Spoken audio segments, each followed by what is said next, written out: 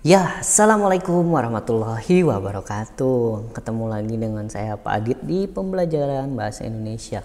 Mohon maaf sekali lagi Bapak belum bisa zoom ya, tapi ya saya rasa kalau rekaman itu kalian bisa lebih mengerti karena bisa diulang-ulang gitu. Kadang-kadang kalau zoom itu kalian malu ya, malu buat nanya, malu buat buka suara gitu ya. Tapi kalau di sini kalian nggak ngerti bisa langsung WhatsApp Bapak gitu ya, dan nomor WhatsApp Bapak bisa ditanyakan langsung ke wali kelas.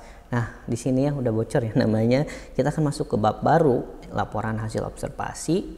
Jadi apa sih laporan hasil observasi itu? Nanti ada pengertiannya, ciri-cirinya, dan contoh-contohnya ya. Saya harap kalian boleh mencatat gitu ya, dirangkum aja, jadi nggak usah semuanya, dirangkum aja yang penting-pentingnya aja, soalnya udah kalian mungkin mulai hafal ya saya kayak gimana. Misalkan saya ngejelasin A, pasti yang keluar di ulangan juga A, itu nggak mungkin saya jelasin A keluarnya C, itu nggak mungkin ya. Jadi saya sangat teoritis orangnya, berdasarkan buku saya akan saring menjadi ulangan. Oke, yang pertama pengertiannya adalah teks yang berfungsi untuk memberikan informasi. Nah, maksud informasi ini nanti dijelaskan informasi yang seperti apa tentang suatu objek atau situasi. Jadi bisa benda, bisa situasi ya. Setelah diadakannya investigasi atau penelitian secara sistematis. Sistematis itu berurutan gitu ya. Jadi udah mulai belibet nih ya. Nah kita lihat lagi di tujuannya, menghadirkan informasi tentang suatu hal secara apa adanya. Nah dengerin, apa adanya. Jadi nggak boleh misalkan warnanya merah kalian nulisnya biru, nah, itu juga boleh. Lalu dikelompokkan dan dianalisis secara sistematis sehingga dapat menjelaskan suatu hal secara rinci. Nah ini ada kata kuncinya, seperti teks deskripsi secara rinci dari sudut pandang keilmuan. Di sini juga harus digarisbawahi, harus sesuai dengan keilmuan, bukan perspektif kalian. Kalau di teks deskripsi perspektif itu pandangan kalian. Misalkan yang saya bilang kemarin, kalau di teks deskripsi menurut kalian si hewan itu warnanya biru, misalkan ada hewan warna biru gitu ya, tapi kalau secara orang-orang ngumpulin banyak itu enggak, itu toska gitu, bukan biru. Nah kamu harus ngikutin bener-bener paduan warna gitu. Kalau kalian bisa neliti warna itu ada ya, kalau di aplikasi-aplikasi foto itu namanya ada chroma key gitu ya, bisa lihat dia warnanya serinya berapa gitu ya, itu bisa pakai, pokoknya harus ada alat dan sesuai dengan ilmunya. Yang terakhir yang selanjutnya ada cirinya, tadi tujuan terus cirinya.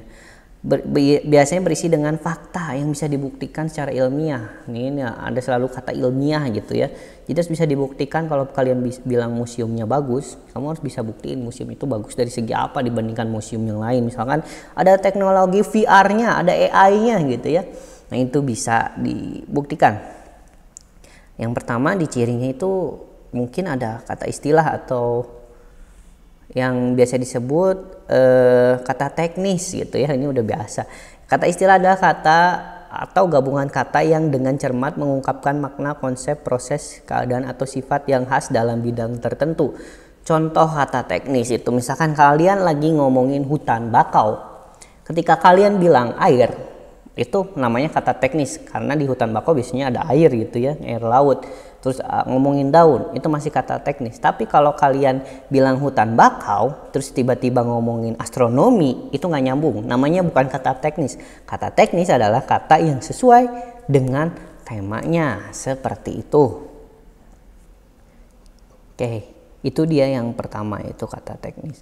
Yang kedua ada, ini jelas ya, di setiap paragraf pasti ada kalimat utama. Kalimat utama adalah pokok pikiran, ide pokok yang menjadi dasar pengembangan paragraf. Kalimat utama biasanya bersifat umum dan memuat keseluruhan isi paragraf. Ini mah udah SD lah, itu ya, menurut saya nggak usah terlalu dibesar-besarkan. Ciri-ciri kalimat utama juga ini bisa dibaca sendiri, memiliki arti yang jelas. Dengan baca kalimat itu aja sudah ketahuan gitu ya isi dari paragrafnya. Biasanya di awal atau enggak di akhir. Kalau di awal namanya deduktif, kalau di akhir namanya induktif. Kalimat utama biasanya diawali dengan kata jadi, kalau yang di akhir ya, kalau yang di akhir jadi dengan demikian. Nah itu biasanya kalau di akhir ada kata itu, berarti itu dia kalimat utamanya, ciri-cirinya ya. Kalimat utama berisi suatu permasalahan yang dapat dikembangkan secara rinci, jelas ini mah. Kalimat utama merupakan pernyataan yang bersifat umum, sama, itu kayak pengertiannya. Kalimat penjelas kebalikannya. Biasanya kalimat utama tuh dari satu paragraf Itu kalimat paragraf tuh ini ya, dari sini sampai sini nih, dari ini mau ganti suka ada jeda gini ya titiknya, terus baris baru. Nah ini namanya satu paragraf. Biasanya si kalimat penjelas itu ada banyak, kalimat utama itu biasanya cuma satu di satu paragraf, nggak mungkin ada dua. Nah ini ciri-cirinya.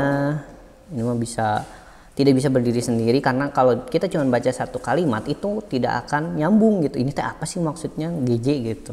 Nah itu dia kalimat penjelas. Selanjutnya, nah ini coba lihat. Rika adalah anak yang rajin. Dia selalu bangun pagi setiap harinya. Biasanya ia sering membantu ibunya memasak sebelum berangkat ke kampus. Bahkan terkadang ia ikut berjualan di warung ibunya saat ada jam kosong di kampusnya. Oke, di mana kira-kira kalimat utamanya? Ya betul, ini di kalimat pertama. Rika adalah anak yang rajin. Dengan kita baca satu kalimat itu aja kita udah tahu bahwa Rika adalah anak yang rajin. Nah lihat di kalimat selanjutnya. Kalimat selanjutnya berarti kalimat penjelas ya, bukan kalimat utama. Nah kenapa Rika rajin? Katanya dia selalu bangun pagi. Biasanya ia sering membantu ibunya. Bahkan dia berjualan di warungnya. Nah itu kita bisa lihat ya, Rika adalah anak yang rajin, dan kalimat selanjutnya hanya menjelaskan rajinnya tuh kenapa gitu. Nah itu dia perbedaannya. Di sini udah mulai kelihatan ya kalimat utama tuh. Ini udah saya merahin. Ini jelas ya, identifikasi paragraf. Ini jelas sekali. Jadi caranya gini ya. Caranya gini, cara identifikasi paragraf. Gagasan utama, Rika adalah anak yang rajin gitu ya. Nah ini kalimat penjelasnya tentu kalimat-kalimat yang selanjutnya selain Rika adalah anak yang rajin. Baik, kita mulai masuk ke contoh-contohnya. Di sini kita lihat. Nah ini ada contoh. Contoh apa sih Pak? Contoh teks laporan hasil observasi. Nah kita lihat yang pertama. Ini di buku kalian ya. Kalian bisa buka bukunya juga, bisa sambil baca. Nah, di sini ada contoh teks 1. Nah, ini ada hutan bakau. Tadi kalau lihat ciri-cirinya si teks observasi teks laporan hasil observasi itu wajib memuat tema yang umum, tidak spesifik. Hutan bakau Kalimantan, nggak boleh kayak gitu. Tapi harusnya umum, hutan bakau secara keseluruhan di seluruh dunia. Nah, ya, hutan bakau. Nah, benar, berarti ini adalah teks laporan observasi. Atau enggak kalian bahas kucing. Ya, kalian nggak boleh bahas kucing di rumah saya, itu tidak umum. Jadi harus bahas kucing secara keseluruhan. Nah ini hutan bakau, kita baca. Indonesia menjadi negara dengan hutan bakau paling luas di dunia. Jelas ini kalimat utama. Menurut data Kementerian Negara Lingkungan Hidup, luas hutan bakau Indonesia mencapai 4,3 juta hektar. Oke ya, kenapa ini disebut kalimat utama? Coba lihat. Katanya hutan bakau paling luas di dunia. Nah kalimat selanjutnya tuh ngejelasin doang. Kenapa sih bisa paling luas? Karena menurut penelitian mencapai 4,3 juta hektar. Kita lihat lagi, hutan bakau disebut juga dengan hutan mangrove. Hutan bakau merupakan bagian dari ekosistem pantai. Hutan bakau adalah hutan yang tumbuh di atas rawa-rawa berair payau dan terletak di garis pantai. Hutan bakau merupakan hutan yang tumbuh di wilayah pasang dan surut. Hutan bakau ini termasuk lingkup ekosistem pantai sebab terletak di kawasan perbatasan laut dan darat. Nah, ini dia sebuah paragraf yang bisa kita lihat di pertama. Ini ya, ini kalimat utama. Jelas ini kalimat utama. Kenapa bisa disebut mangrove gitu ya? Karena ini dijelasin di selanjutnya ini ya. Bisa dilihat dijelaskan di selanjutnya ini. Nah, kita lihat ke bawahnya lagi. Nah ya, di bawahnya lagi. Ya, kita lanjut lagi. Nah ini dia kalimat-kalimat selanjutnya sama. Pasti di tiap paragraf ya. Di tiap paragraf tuh ini ya. Satu paragraf tuh segini ya. Nah tiap paragraf itu pasti mengandung kalimat utama dan kalimat penjelas. Ini juga sama. Bener nggak ini museum ini termasuk laporan hasil observasi, atau kita singkat aja jadi LHO, maaf, terlalu panjang. Oke, apakah ini termasuk LHO? Kalau kita lihat dari judulnya aja ini sudah masuk LHO. Karena apa? Karena si museum ini bahasnya umum, museum dimanapun, mungkin museum seluruh Indonesia. Kamu nggak boleh bilang museum Sri Baduga doang, itu bukan LHO, karena itu terlalu rinci gitu ya. Jadi harus membahas topik yang umum. Kita lihat, ini museum baru penjelasan. Nah ini kalimat utamanya, sisanya kalimat penjelas gitu ya. Fungsinya ada, nah ini gambar museumnya. Nah Kan tadi ciri LHO juga biasanya merinci suatu objek atau situasi. Nah, di sini dia merinci. Nah, ada museum dibedakan. Nah, kalau dibedakan berarti dia merinci, ada bagian ini, ada bagian itu, ada yang teknologi, ada yang seni, ada yang apa.